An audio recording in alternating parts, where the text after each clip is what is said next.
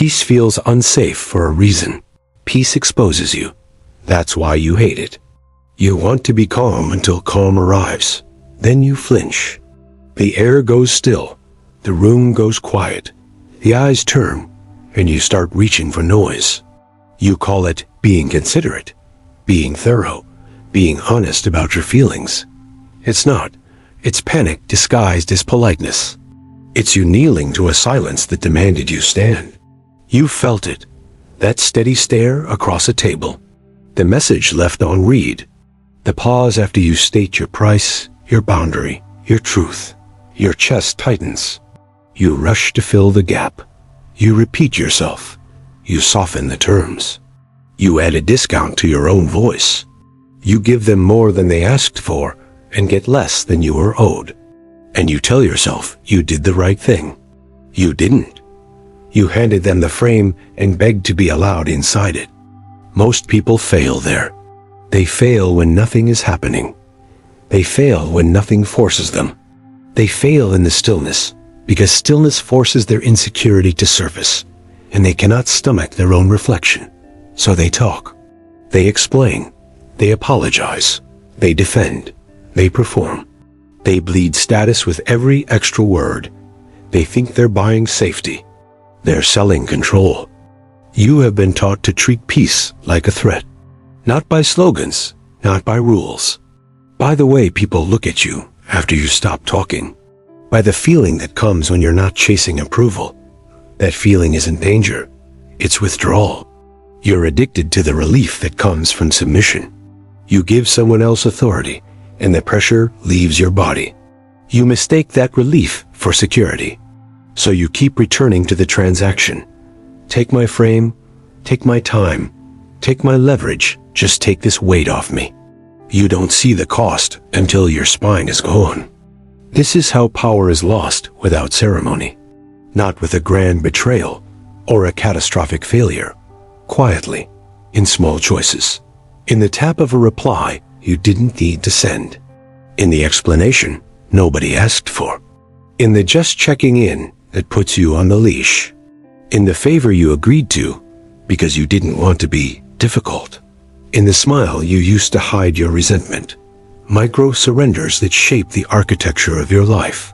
You don't see the structure forming until you're the one trapped inside it. You rationalize it as kindness, as being a team player, as not wanting drama. That's the camouflage. You're not avoiding drama. You're avoiding consequence. You're avoiding the cost of saying no, holding silence, and letting someone else show their intent. You think you're managing relationships. You're managing your anxiety. And people sense it. They feel the need, and they push into it. They test you because you invite the test. Your ego wants to be seen as good. Your fear wants to be safe. Your hunger wants to be fed. These three drag you into the same cage. The moment you're seen, you explain why you're worthy. The moment you're challenged, you defend your intention. The moment you're ignored, you chase. Ego, fear, validation.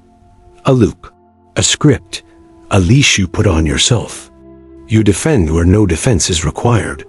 You justify decisions that don't need justification. You argue about premises that should have been rejected. You volunteer context to people who don't deserve it. You swallow lies to keep peace that doesn't exist. Because the reality is offensive to the part of you that lives off approval. Reality doesn't flatter. It measures. It exposes taste, standards, principles, and the courage to enforce them. You learn to avoid that measurement. You lose power when you accept someone else's measure. When you treat their lens as law. When you let their judgment define your behavior. They ask a pointed question, and you answer as if it's fair. They label you, and you try to prove them wrong inside their label. They delay you, and you wait. They withhold attention, and you perform. Congratulations, you are their instrument. You play when they press the button. You think the solution is to become more impressive. Better arguments, better posture, better results, better image. You turn yourself into a presentation. You imagine power as praise from the room. That's not power. That's dependency wrapped in aesthetics. If your strength requires the audience to clap, you don't have strength. You have a performance budget. Look closely at the moments you try. You try to win them over. You try to ease the tension. You try to make it make sense. Every try exposes your need. Every attempt is a confession that you're negotiating for a place in their head. They feel it. They use it. They lead you with crumbs of approval until you forget that you walked in with substance. What do you hand away without noticing? Your time to people who won't value it.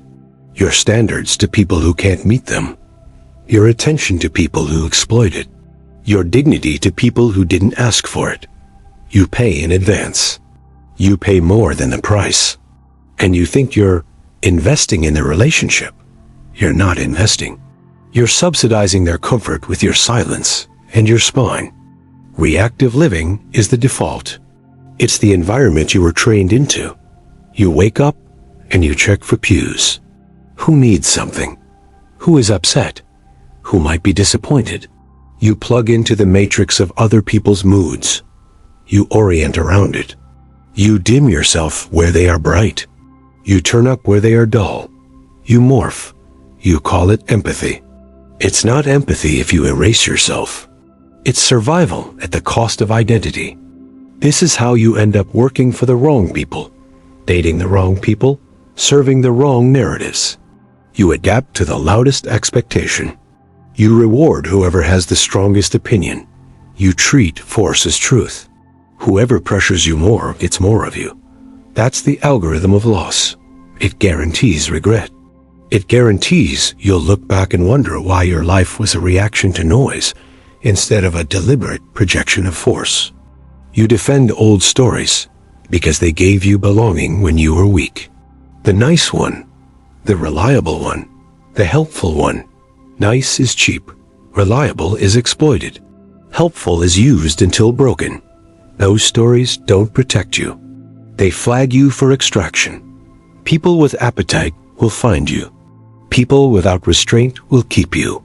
You'll stay because leading would force you to face an empty stage without applause. You've confused applause with authority. Every time you explain yourself, you lower your price. Every time you ask for permission to do what you know, you lower your rank. Every time you wait for someone to validate your standard, you admit it isn't your standard. It's borrowed. You use other people's judgment as a spine. No wonder peace feels unsafe. Peace removes the external signal. You have to stand without the crutch. You shake because you don't know how to stand without performance. You've trained your nervous system to spike for approval, to crash for disapproval, and to disappear for indifference. You think your emotions are real. They are, but they're also conditioned. Your body is addicted to cycles you don't name. Calm feels like free fall because there's no one to catch you with attention. That's not a defect. That's a map. It shows you exactly where you're held hostage. You bargain with yourself. If I give a little more, they'll see me. If I explain it clearly, they'll understand. If I say yes this time, they'll remember. They won't. They'll normalize your sacrifice. They'll build their comfort on your denial. Then they'll resent your resentment because it interrupts the service. That's the economy you sign up for when you worship peace over power. Watch how you talk. How many qualifiers in a single sentence? Just, maybe, I feel like, if that's okay. I don't want to be difficult, but you're announcing that you expect to be corrected. You're begging to be overruled. You package your standards like requests made by a child. And you wonder why adults treat you like a child. When you're challenged, you list reasons you should be allowed to exist. You bring your past sacrifices, your intentions, your good faith. You think you're building a case. You're building a frame that says your status is contingent on approval. You think sincerity will save you. Sincerity without sovereignty is a plea. You call it integrity when you never let someone down. It's not integrity if it requires you to betray yourself. It's obedience. It's fear dressed up as virtue. This is why you're exhausted. Not because you're doing too much, but because you're doing the wrong things for the wrong reasons to please the wrong judges. The devouring doesn't end because you signal that you prefer being eaten to being disliked. You believe power is loud. It's not. Power is indifferent. It doesn't flinch in silence. It doesn't chase clarity when ambiguity benefits it. It doesn't perform empathy on demand. It understands the price of being misunderstood and pays it without theatrics. You aren't misunderstood. You're predictable. You're easy to steer. You're useful. That's not an insult. It's an autopsy. Consider the times you told yourself you were being the bigger person. Sometimes you were. Often you were avoiding escalation you couldn't handle. You weren't bigger. You were weaker. You lacked leverage, so you coated your retreat in moral paint. It felt noble. It wasn't. It was concealment. And the same people you protected will soon demand more because you taught them you don't enforce your lines. You treat abundance as the cure. If I have more money, more friends, more followers, more opportunities, I'll stop caring. No, you won't. If you build abundance on dependency, your appetite expands with your options. You'll have more to lose and more reasons to obey. You'll still panic at peace because peace exposes that none of it made you sovereign. You admire charisma that bends rooms. You ignore the detachment that makes it possible. That detachment is not cold-heartedness, it's ownership. Ownership of time, of silence, of preference, of consequence. You can't fake it. You can't borrow it. You either move from your own spine, or you move from the need to be kept. You want the script that fixes this. You want the trick. There isn't one. There's only the death of the version of you that begs, explains, and sells itself cheap. There's only the collapse of the identity built to avoid the shame of being seen as too much, too cold, too direct, too expensive, too unavailable. You avoid those labels like they're bullets. They're actually shields. They protect you from the wrong people. You don't want protection.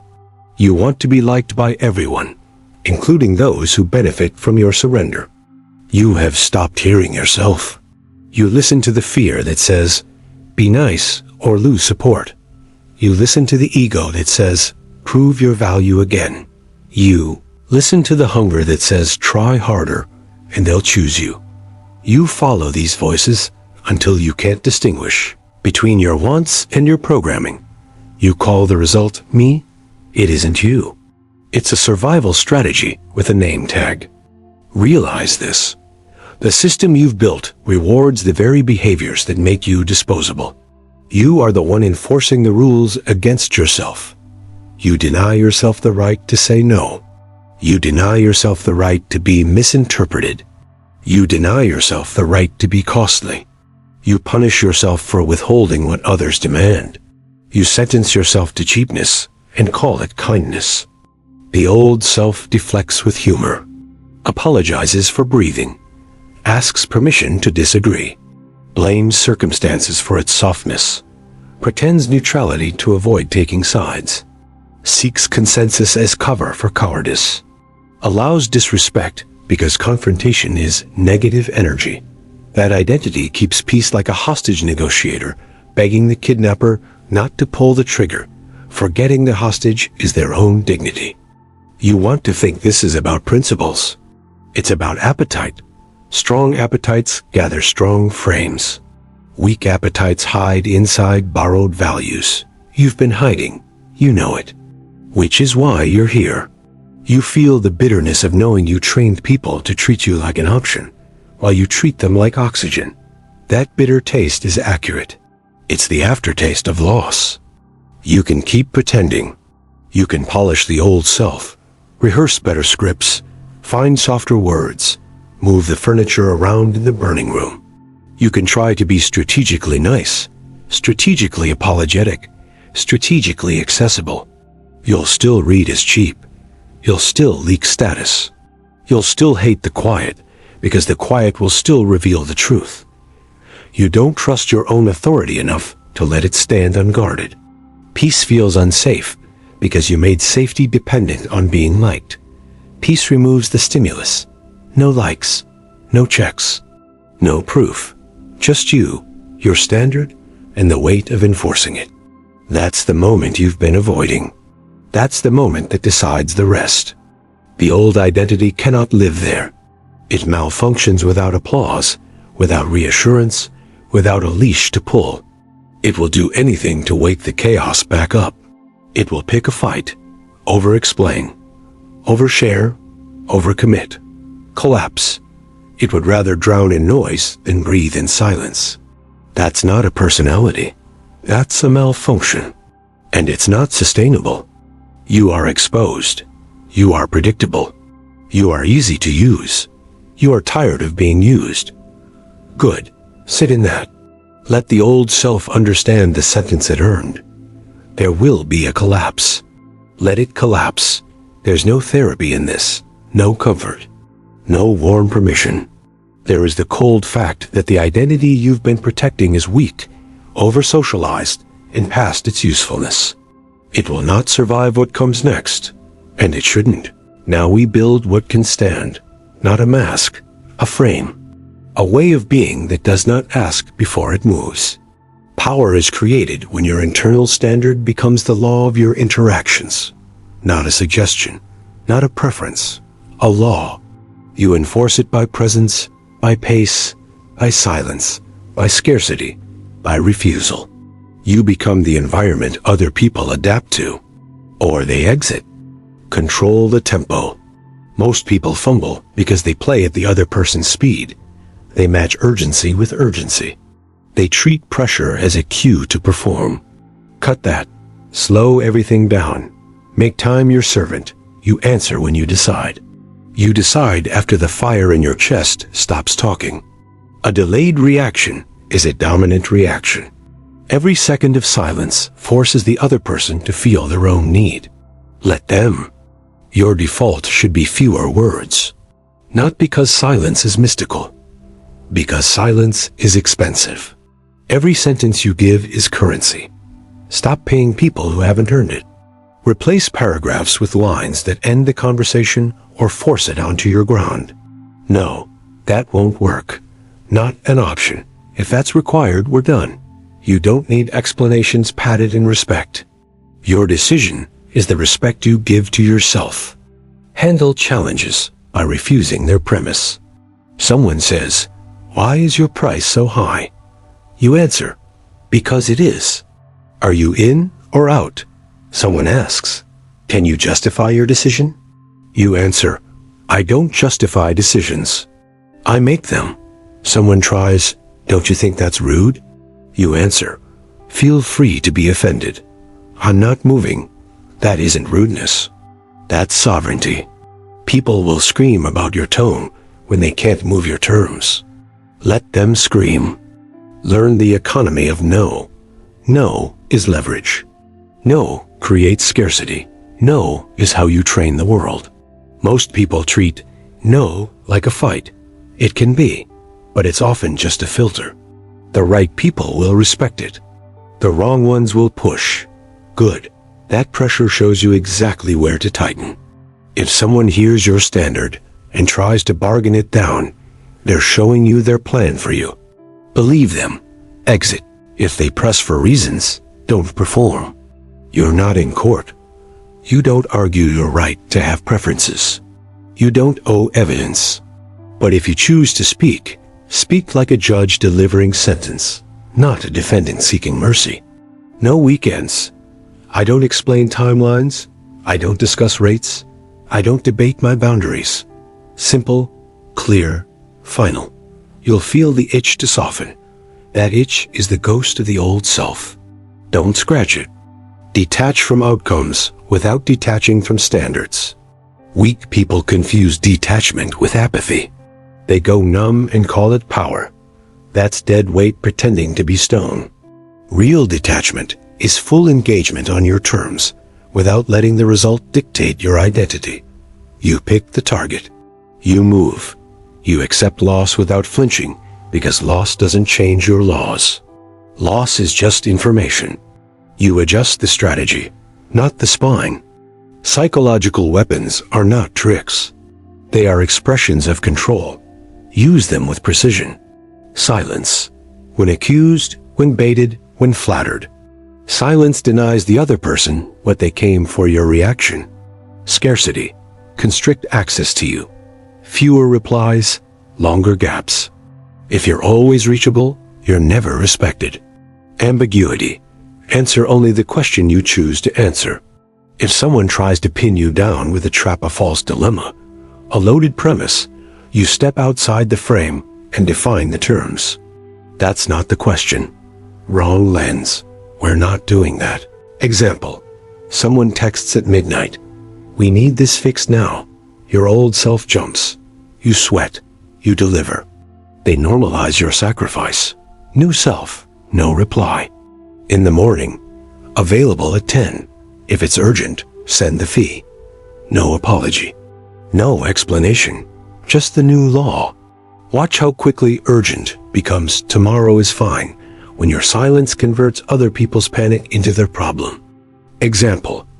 A date tests you with a jab. You seem full of yourself. Old self laughs, over-explains humility, tries to be agreeable. New self. Or you're used to people underselling themselves. Then you wait. You do not fill the space. Let them recalibrate or exit. Either outcome is a win. You refuse the frame that punishes confidence. You make them choose which reality they'll stand in. Example. A colleague frames your idea as risky in a meeting to steal control. Old self. Defensively lists data, tries to preempt every objection. New self. Risk is a given. If you're asking for permission to play small, ask someone else. Then stop. No lecture, no performance. Don't ask for buy-in. You've already taken the ground. They can argue from your frame or look risk-averse. Either way, your posture sets the terms. Example. A friend keeps borrowing and delaying repayment. Old self. I understand things are tough. New self. No more loans. We're done with that. If they complain, if this ends the friendship, good to know. Don't be dramatic. Just be final. Boundaries without consequences are speeches. The only language that changes behavior is enforcement. You will be accused of being cold. Wear it. Cold is what people call you when you no longer run your nervous system around their feelings. It terrifies the dependent. It steadies the competent. Power doesn't perform warmth to make the room feel safe. Power sets the conditions under which the room earns warmth. You can be generous when control is clear. Generosity without control is how you get eaten. Build leverage by building alternatives. Alternatives in relationships, in money, in time. If you have one buyer, one partner, one source of validation, you will cave. If you have multiple, you won't. It's not complicated. You stay psychologically untouchable by making sure your survival doesn't depend on any single gatekeeper. That's not cynicism. That's design. State your terms early. The later you draw a line, the more expensive it becomes. Don't wait until the contract is signed, the habit is formed, the pattern is cemented. Lead with your rules. I don't do last minute. If you cancel, you pay. If we argue, we pause. If you raise your voice, I leave. Put it in daylight. And enforce it in darkness when they think you'll blink. Stop asking to be understood. Most arguments are covert pleas for understanding. You think if they just saw your heart, they'd comply. They won't. Understanding is not compliance. Compliance is compliance. When someone crosses your line, don't deliver a monologue about how it made you feel. Deliver a consequence. You'll be accused of not communicating. That's fine. A message landed. Frame flipping is simple. You question the invisible rules. They accuse. You're being unprofessional. You answer. Define professional. If it means letting you waste my time, I'm not. They say, you're overreacting. You say, I react according to my standards. If that's too much for you, opt out. They insist. Everyone else does it this way. You say, I'm not everyone. Recite that last line until it lives in your bones. Use refusal as a demonstration, not an apology. We won't be continuing. That won't be happening. I don't explain decisions. This isn't a debate. You think this will scare people away. It will scare away those who feed on your compliance. It will attract those who respect force. You don't need a crowd. You need the right few. Train yourself to hold eye contact with silence. In person, it breaks the weak. Over message, it's delay. In negotiation, the first person to break silence loses money. In conflict, the first person to over-explain loses face. In seduction, the first person to seek reassurance loses polarity. Peace is your weapon now. You sit in it until the room bends or exits. Detach from judgment by becoming your own court. You are judged every day. Most of it should not touch you. Build a short list of judges whose measurement you accept. People with standards equal to or greater than yours. Everyone else is noise. If a random voice condemns you, your only question is, do they have enforcement power? If yes, handle it strategically.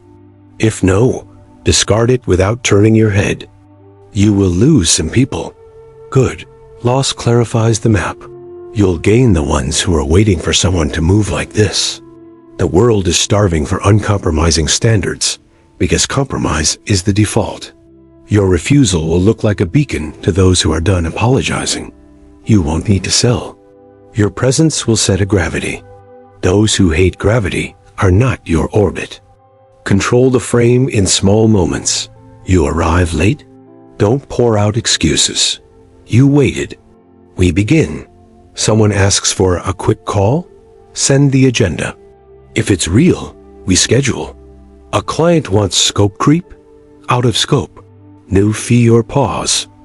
A partner fishes for reassurance with tantrums? I don't soothe adults.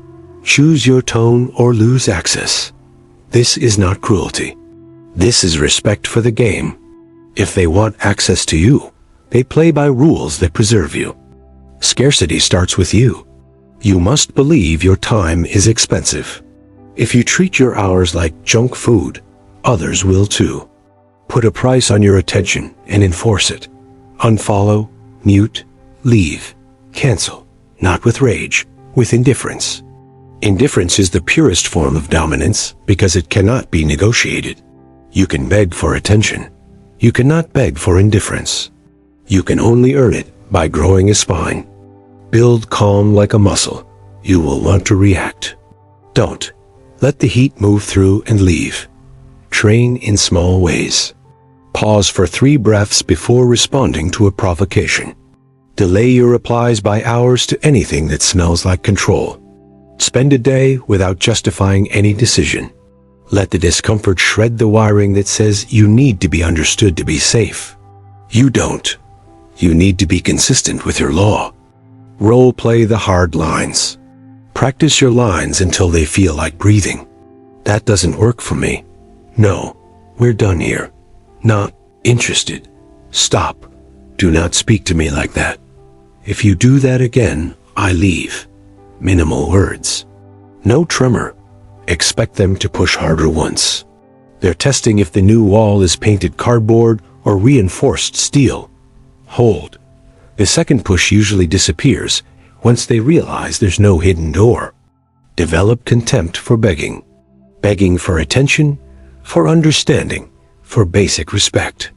If you have to beg, it's already over. Stop auditioning for people who should be auditioning for you. If they won't invest in your rules, they won't respect the result. Apply this to business, love, friendship, family. Blood does not excuse exploitation. History does not excuse disrespect. Familiarity does not excuse invasion. Choose your threats wisely. Your threat is the consequence you can deliver. Don't bluff. If you threaten to leave, leave. If you threaten to escalate, escalate. If you can't deliver the consequence, don't make the threat. You'll be marked as weak. Single-use threats rot your frame. Quiet enforcement builds your legend. People remember who left. They forget who complained. Never argue data with someone invested in your weakness. They'll twist every number to get your compliance. Argue control. We're not doing that. If they push, ask one question. What do you actually want? If the answer reveals extraction, end it. If there's a negotiation to be had, name your price and wait. Don't negotiate with yourself. If you lower your number before they say a word, you become their toy. In high-pressure rooms, create pressure. Control the seating, the time, the order of speaking. Sit where you can see the room. Speak last. Ask direct questions that force binary answers. People fear binary because it shuts down their word games. Are you in? Yes or no? By Friday or never? Don't accept essays when the decision fits in a word. If someone tries to shame you back into compliance, say this: I don't respond to shame. Then go silent. Shame without compliance is a tantrum without power. They'll escalate their labels. Selfish, arrogant, toxic. When did those words become handcuffs? When you accepted them. Stop accepting them. Your standard is not up for public vote. Hold your face. The world reads micro-expressions like a book. If you telegraph your hunger, they'll feed you crumbs. Practice neutral. No flinch if they leave. No neon celebration if they stay. Meet praise like weather. Meet insult like weather. Weather comes and goes. Your law doesn't. Learn to exit cleanly. Don't leave trails of explanation. Exit like a blade. This no longer works. We're done. Close my account. Take care. Then disappear. The desire to re-enter to clarify will be loud. That desire is the old addiction. Feed it starvation. Let it die. Replace validation with verification. Validation asks, do they like me? Verification asks, did my standard hold? It's measurable. It puts your focus where your control lives. If the standard held and the outcome was loss, good. Loss keeps the pond clean. If the standard bent and the outcome was a short-term win, call it what it is. Defeat disguised as progress. Use preemption. Before the test arrives, state the rule. By the way, I don't do X. Heads up, if Y happens, I leave. This removes plausible deniability. When they cross the line, you don't need to debate intent. You just enforce. Soft people hate preemption because it makes them commit. You love it because it saves time. In seduction, stop chasing certainty. Certainty is purchased by submission. You think locking it down will calm you. It won't. It will cage you. Hold your standard for behavior. If it's met, you proceed. If not, you withdraw. Don't explain your psychology to someone who hasn't earned that intimacy. Mystery with enforcement is the gravity that pulls the right people in. In money, raise your price. You want clever tricks. There's one. Charge more, serve fewer, do deeper work, exit the cheap market. Cheap markets breed disrespect. Disrespect breeds control losses. When you are expensive, people behave. They know replacement cost. If you doubt your worth, practice until your worth is undeniable. But don't wait for unanimity. No price satisfies the hungry bargain hunter. That's not your audience. In conflict, find the throne in the room and sit on it. Not literally, psychologically. Decide who sets the rules.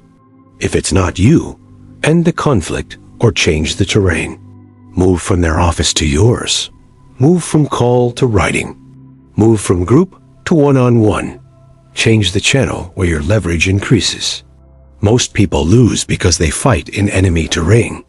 Reverse dynamics by asking for what costs them.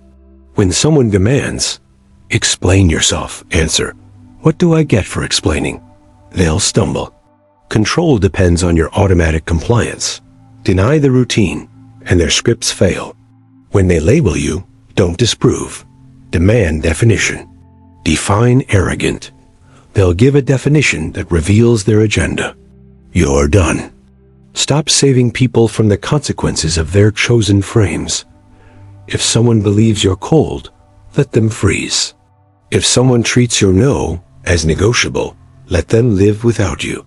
If someone expects free labor, let them build alone. Seek the sting.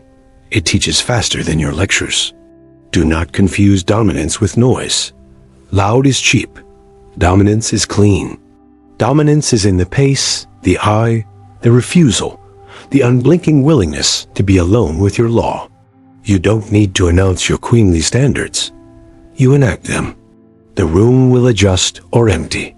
You will feel loneliness, not because you're alone, because you are detoxing from a chemical relationship with approval. That's not sadness. That's the burn of a stronger alloy forming. Keep it in the fire. Keep it until peace no longer feels like death. When you can sit in a quiet room without reaching for your phone, your excuses, your audience, that is when the lies lose jurisdiction over you. 2 verbs will rebuild you. Refuse and enforce. Refuse what breaks your law. Enforce what upholds it. Everything else is detail. If you need a sentence to anchor you, take this. I don't explain standards. I enforce them. Write it. Say it. Live it until people who want to use you stop calling, because there's no point. Stop trading short-term warmth for long-term power. Stop buying brief relief with permanent concessions. Stop marketing your dignity for attention. This is not a brand. This is an initiation. Power is taken, not given. You take it by ending your participation in your own diminishment. You take it by letting some doors lock behind you and refusing to ask for the key. Here's your challenge. For the next 7 days, no apologizing for existing, no explaining decisions to people who haven't earned it, no chasing, no premature answers. 3 words all week. No. Later. Done. Track the moments your body begs to break the rule. Deny it. Watch who pushes. Watch who adapts. That's your map. Decide now. The old self is dead weight. It kept you alive in a world that fed on your need.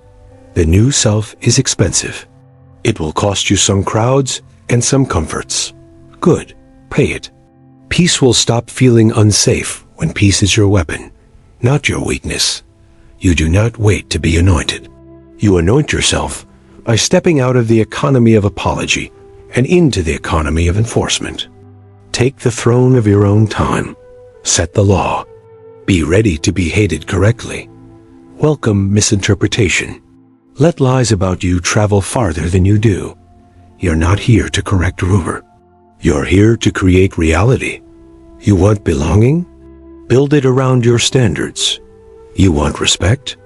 Withdraw from rooms that require your begging. You want power? Take it. Now.